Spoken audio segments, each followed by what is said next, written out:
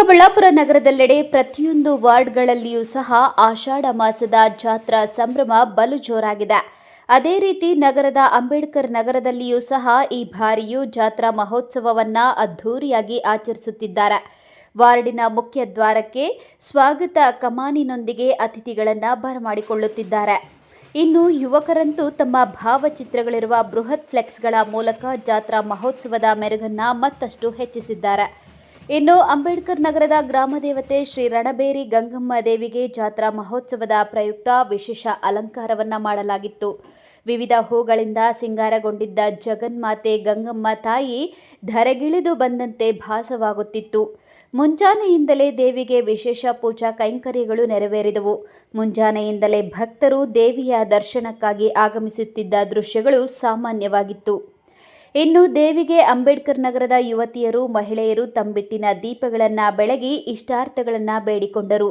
ತಂಬಿಟ್ಟಿನ ದೀಪಗಳಿಗೆ ಮಾಡಿದ್ದ ವಿವಿಧ ಹೂವುಗಳ ಅಲಂಕಾರ ಜಾತ್ರಾ ಮಹೋತ್ಸವಕ್ಕೆ ಪ್ರಧಾನ ಆಕರ್ಷಣೆಯಾಗಿತ್ತು.